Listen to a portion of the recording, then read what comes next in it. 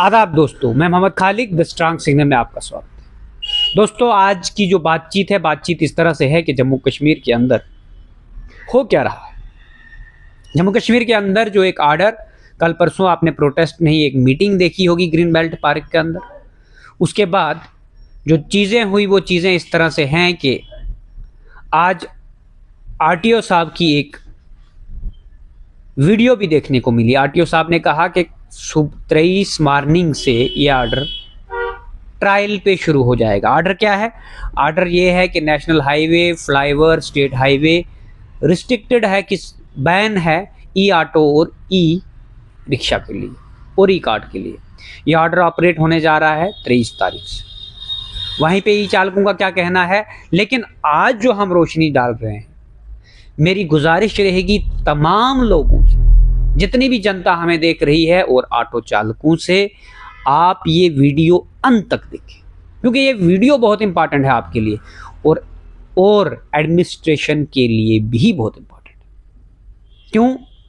ये इसलिए इंपॉर्टेंट है कि ये जो आर्डर है, ये जो ऑपरेट होना आर्डर है, ये किस पावर के तहत डिप्टी कमिश्नर ने किया है और क्यों किया है। क्या डिप्टी कमिश्नर ये ऑर्डर कर सकता था या नहीं कर सकता था? अगर किया है तो कहाँ अमेंडमेंट करने की ज़रूरत है, कहाँ पर हमारे रिप्रेजेंटेटिव चूक गए हैं एडमिनिस्ट्रेशन को समझाने में, और ये जो ऑर्डर है ये आर्बिट्रेरी लाइवलीहुड को अफेक्ट कर रहा है या नहीं कर रहा है। सबसे पहले बात करेंगे कि जम्मू कश्मीर के अंदर जो जाम लगने की सूरत हाल बनती हैं, लोगों के कंप्लेंटें हैं, लोगों के मेमोरेंडम है, ये आरटीओ साहब ने खुद कहा। आपने एक इंटरव्यू में कहा, एक पत्रकार से बात कर रहे थे और उन्होंने कहा कि ये जो एक्सरसाइज हुई है, ये एक्सरसाइज जिस सेक्शन के तहत हुई है, ये सेक्शन अगर कहीं पे इम्पोज हो जाए और उसका अगर कोई पालन ना करे, उसको कानूनी प्रक्रिया से एफआईआर भी लॉन्च हो सकती है। ये सेक्शन वो सेक्शन है जिसको हम 144 धारा 144 कहते थे जब यहाँ पे आईपीसी और सीआरपीसी चलता था। अभी भारतीय न्याय संहिता के तहत 163 वही 144 कन्वर्ट हुआ है। 144 के तहत एडमिनिस्ट्रेशन को कब ये एक्सरसाइज करनी पड़ती है? डिस्ट्रिक्ट मजिस्ट्रेट को एज ए पावर, जब कोई जजमेंट पास करता है कोई जज कंक्लूजन पे पहुंचने के बाद, और डिस्ट्रिक्ट मजिस्ट्रेट के पास ये पावर है जिस वक्त उसकी जुरिडिक्शन के अंदर कोई भी प्रॉपर्टी, कोई भी व्यक्ति ऐसी लॉ एंड ऑर्डर की सिचुएशन क्रिएट करे जिससे पब्लिक सेफ्टी, पब्लिक हेल्थ या पब्लिक में ऑब्स्ट्रक्शन क्रिएट हो जाए, लॉ एंड ऑर्डर मेंटेन करने में दिक्कत आ जाए, तो अगर ट्रैफिक जाम करेंगे या पब्लिक को ऑब्स्ट्रक्शन क्रिएट होगी, तो उस सिचुएशन में भी इस पावर को एक्सरसाइज किया जाता है। सेक्शन 163 बीएनएस के तहत ऑब्स्ट्रक्शन, इंजरी किसी लॉफुल एम्प्लॉयड को या डिस्टर्बेंस क्रिएट करना, उसकी हेल्थ यानी अगर कोई एम्बुलेंस जा रही है तो जाम क्रिएट है, एम्बुलेंस निकल नहीं पाएगी, डिस्टर्बेंस क्रिएट है, इस तरह की चीज़ें हो तो डिस्ट्रिक्ट मजिस्ट्रेट इसको इम्प्लीमेंट कर सकता है और इसलिए किया है। अब बात करते हैं कि कितने महीने के लिए कर सकता था। ये जो ऑर्डर पास हुआ है 3 महीने के लिए हुआ, ट्रायल बेस पे रहेगा। लेकिन जबकि इस सेक्शन के तहत ये ऑर्डर सिर्फ इस सेक्शन की सब सेक्शन 4 की वायलेशन है, जिसमें क्लियरली बीएनएसएस ये कहता है कि इस ऑर्डर को 2 महीने के लिए, यानी 2 महीने के लिए रिस्ट्रिक्शन इम्पोज की जा सकती है उस एरिया में डिस्ट्रिक्ट मजिस्ट्रेट के द्वारा। 2 महीने से ज़्यादा अगर एक्सटेंड करना हो तो जब स्टेट गवर्नमेंट परमिशन दे तो 6 महीने के लिए भी हो सकता है, ना कि 3 महीने के लिए हो सकता है। लेकिन इसमें इनिशियली ऑर्डर जो है 3 महीने के लिए इम्पोज हुआ है।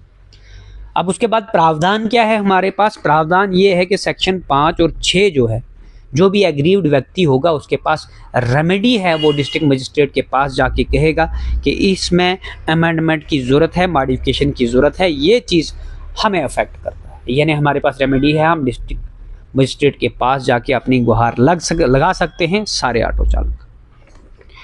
अब बातचीत करेंगे आगे।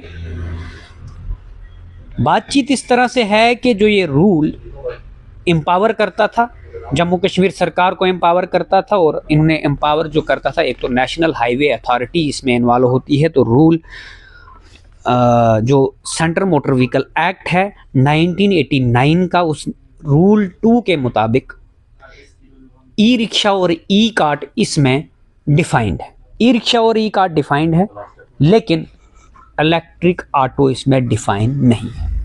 अब बात करेंगे कि रिस्ट्रिक्शन इम्पोज हुई है कि ई रिक्शा और ई ऑटो जो है वो स्लो मूविंग गाड़ी है और ई कार्ट स्लो मूविंग गाड़ी है, जो कि बिल्कुल हाइपोथेटिकली इनकरेक्ट है। कैसे इनकरेक्ट है? इनकरेक्ट इस तरह से है कि सेंट्रल मोटर व्हीकल एक्ट में जो 1989 में अमेंडमेंट हुई है, जिसमें ये डिफाइन किया गया है, उसमें कहीं भी ये मेंशन नहीं है कि जो ई रिक्शा है और ई कार्ट है ये स्लो मूविंग गाड़ी है। सिर्फ ई रिक्शा और ई कार्ट है, और ई रिक्शा और e cart 25 kilometre per hour से जो गाड़ी चलती होगी वो स्लो मूविंग गाड़ी है।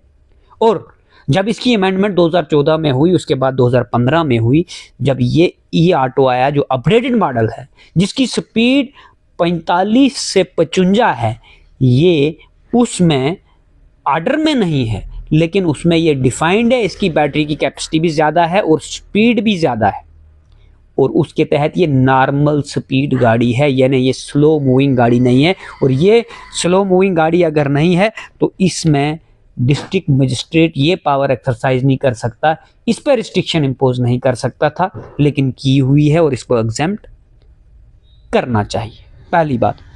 दूसरी बात रही, क्या ई कार्ट और ई रिक्शा पे ये रिस्ट्रिक्शन इम्पोज होनी चाहिए थी? बिल्कुल होनी चाहिए थी। डिस्ट्रिक्ट मजिस्ट्रेट के पास पावर है और ये आउट ऑफ सिटी होनी चाहिए, क्योंकि इसकी वजह से लोगों की सेफ्टी पे, उनकी हेल्थ पे, क्योंकि जब ये 25 की स्पीड में आगे गाड़ी चलेगी, पीछे 100 की या 50 की स्पीड में गाड़ी चल रही होगी, ऑब्वियस सी बात है पिछली जितनी भी गाड़ियां आकर उसके पीछे रुक जाएगी, जाम क्रिएट होगा और उसकी वजह से ऑब्स्ट्रक्शन क्रिएट होगी। और वैसे भी ई रिक्शा बहुत ज़्यादा है जम्मू के अंदर, उसकी वजह से पहले ही सिटी जाम होती है, लेकिन बाकी गाड़ियाँ भी हैं। लेकिन ई ऑटो कहीं पे ऑब्स्ट्रक्शन क्रिएट नहीं करता, लिहाजा इसको इस श्रेणी में नहीं रखना चाहिए था। यहाँ पे हमारे रिप्रेजेंटेटिव चूक गए हैं, क्योंकि कोई भी व्यक्ति सेंट्रल मोटर व्हीकल एक्ट 1989 अच्छे से नहीं पढ़ता है। इवन अब इसको जो सर्टिफाइड करने वाली अथॉरिटीज़ है, ये इंडस्ट्रीज़ के मैं नाम ले रहा हूँ, AISA और ARTAI, ACAT और CIRT, ये 4 एजेंसीज हैं। इन्होंने बड़ा क्लियरली डिफाइन किया है कि इसकी बैटरी की कैपेसिटी अलग है, इसकी स्पीड अलग है, इसकी स्पीड कैपेसिटी अलग है, और इसकी चलने की भी पर किलोमीटर, यानी दिन को कितना चल सकता है, एक बार चार्ज करने से बैटरी कितनी चलेगी, ये भी डिफाइन है। और ये नॉर्मल स्पीड व्हीकल में ये गाड़ी आती है। अब सेक्शन 34 के तहत नेशनल हाईवे पे डिस्ट्रिक्ट मजिस्ट्रेट के पास पावर थी, वो रिस्ट्रिक्शन इम्पोज कर सकता था, क्योंकि ये परमानेंट एग्जम्प्टेड गाड़ी है, इसको इसलिए नेशनल हाईवे पे चलने की इजाज़त नहीं है। ये किसी भी डिस्ट्रिक्ट मजिस्ट्रेट के पास पावर है, नेशनल हाईवे अथॉरिटी के पास पावर है, वो 1 महीने या महीने से कम 12 दिन भी देकर कहीं पे भी रिस्ट्रिक्शन इम्पोज कर सकते हैं, जो रोड अंडर कंस्ट्रक्शन हो या रोड पास हो गया हो सकता है। उसके बावजूद, लेकिन उसके बाद प्रॉब्लम यहाँ पे होती है कि स्टेट हाईवे क्यों बैन हुआ।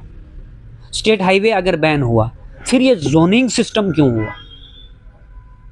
कहाँ पे हमारे पास रेमेडी है जहाँ पे हम जाकर इन चीज़ों को रिलैक्स करवा सकते हैं? यानी जोनिंग पे हमारे पास क्लियरली ऑप्शन है कि हम जोनिंग सिस्टम में जो है, जोनिंग सिस्टम को हम चैलेंज कर सकते हैं। जोनिंग सिस्टम में हम नहीं चलेंगे, लेकिन इलेक्ट्रिक ऑटो वाले, अगर स्टेट हाईवे और नेशनल हाईवे हमारे लिए बैन नहीं है, इलेक्ट्रिक ऑटो, ई रिक्शा और कर दे बंद, फिर मैं चला लूँ।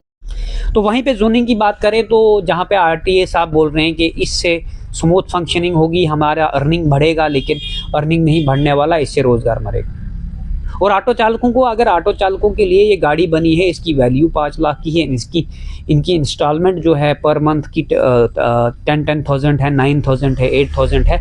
ये इंस्टॉलमेंट भी इनको कमाने के लिए इनको प्रॉपर रूट चाहिए।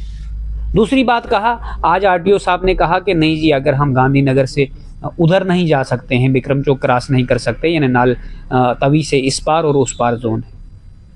अगर नॉर्थ और साउथ जोन जो है, there is a heart of the city, जहाँ पे इंटायर कनेक्टिविटी है। मेरा यही आर्ग्यूमेंट है कि जम्मू की इंटायर कनेक्टिविटी बस स्टैंड से है, जीएमसी से है, हाई कोर्ट से है।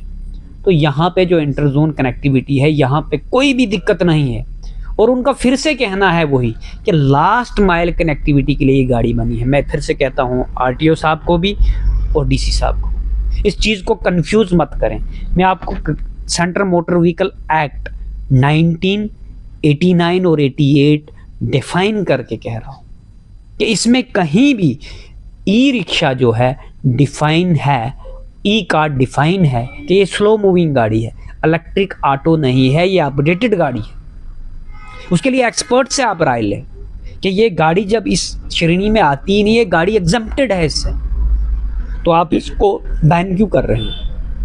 अगर आप बैन कर रहे हैं तो गलत कर रहे हैं, आपको इसके लिए रूल रिलैक्स करना ही करना पड़ेगा। दूसरी बात, अगर हम कहें कि हमारे लिए नेशनल हाईवे मिलेगा, कभी नहीं मिल सकता, क्योंकि नेशनल हाईवे रूल ऑलरेडी बने हुए हैं और उन रूलों को अमेंड करने के लिए सेंट्रल गवर्नमेंट के पास गुहार लगानी पड़ेगी।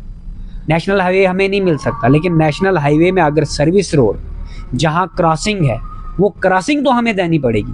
और अगर नहीं देनी पड़ेगी, नेशनल हाईवे अथॉरिटी को सिदरा से लेकर कजवानी तक ऐसे स्ट्रेच बनाने पड़ेंगे जहां से ऑटो क्रॉस होगा, जहां से छोटी गाड़ियां क्रॉस होंगी। क्योंकि नेशनल हाईवे पे हाई स्पीड गाड़ियां चलती, जहां फ्लाईओवर है वहां तो देना पड़ेगा आपको। तो ये क्रॉसिंग जो है नेशनल हाईवे पे मिलनी चाहिए और स्टेट हाईवे पूरा मिलना चाहिए। स्टेट हाईवे पे गाड़ी चल सकती है। स्टेट हाईवे जब सिटी में आ गई तो यहाँ पे हाई स्पीड गाड़ी नहीं चल सकती। जैसे कहीं टाउन में एंटर हो जाए, वहाँ पे हाई स्पीड गाड़ियाँ नहीं चलती है, वहाँ पे ऑटो इजिली चल सकता है। ऐसा ही बाहर की सिटियों में भी हो रहा है। लेकिन इस तरह की रिस्ट्रिक्शन ई ऑटो पे इम्पोज करना कानूनी तौर पे गलत है। इसके लिए हम आगे हमारे पास प्रावधान भी है एप्लीकेशन मूव करने का, और मैंने एप्लीकेशन मूव ही कर दी है। कल वर्किंग डे है, इंशाल्लाह कल हम एप्लीकेशन भी मूव करेंगे। लेकिन अब बात आती है कि क्या ये ऑर्डर इम्प्लीमेंट होगा या नहीं होगा। लेकिन 23 तारीख को अगर जोन वाइज प्लेटें नहीं लगाई तो क्या होगा। ये जो सेक्शन है, इस सेक्शन के तहत ऑर्डर में क्लियरली लिखा, अगर इम्प्लीमेंट नहीं होगा तो उनको पेनलाइज किया जाएगा। पेनलाइज यानी 144 का डिस्ट्रिक्ट मजिस्ट्रेट का ऑर्डर कोई नहीं मानेगा तो उसको पेनलाइज किया जाएगा, उसकी गाड़ी सीज हो जाएगी। यानी ये ऑर्डर 23 तारीख से शुरू हो रहा है, इम्प्लीमेंट किया जाएगा और उसके बाद इसको परमानेंटली भी इम्प्लीमेंट किया जाएगा। लिहाजा जितने भी ऑटो चालक हैं उनसे भी हमारी विनती रहेगी कि कानून के प्रोसीजर के हिसाब से ही चलें, किसी पे भी कोई ऐसी कार्रवाई ना हो। बाकी रही बात कि ये इम्प्लीमेंट होगा या नहीं होगा, ये इम्प्लीमेंट होके रहेगा। ई रिक्शा और ई कार्ड पे इम्प्लीमेंट होके रहेगा।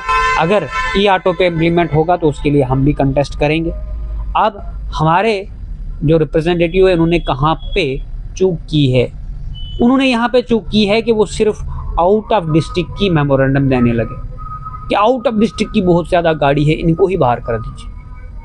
आज आरटीओ साहब ने क्लियरली कहा कि हम किसी भी व्यक्ति को जो 10 साल से 25 साल से यहाँ रह रहा है उस व्यक्ति को बाहर निकालें, और मोस्टली वही लोग हैं। हम उनको भी अलो करेंगे, अगर वो हमारे पास आएंगे रजिस्ट्रेशन करेंगे। जितने भी आउट ऑफ डिस्ट्रिक्ट के गाड़ियों वाले हैं जो 25 साल से यहाँ रह रहे हैं, उनके इलेक्ट्रिसिटी की बिल हैं, वो जाके आरटीओ के पास सबमिट करें और अपने गाड़ियों के नंबर भी सबमिट करें, वो भी प्लेटें लगवाएं, वो भी जोन के हिसाब से चलें जिस ज्यूरिडिक्शन में वो रहते हैं। लेकिन कानून के प्रावधान से, कानून से बाहर कोई भी नहीं रहेगा। इस बारे में हम आरटीओ साहब से भी बात करेंगे और बाकी जो चीज़ें हैं उन पे भी क्लैरिफिकेशंस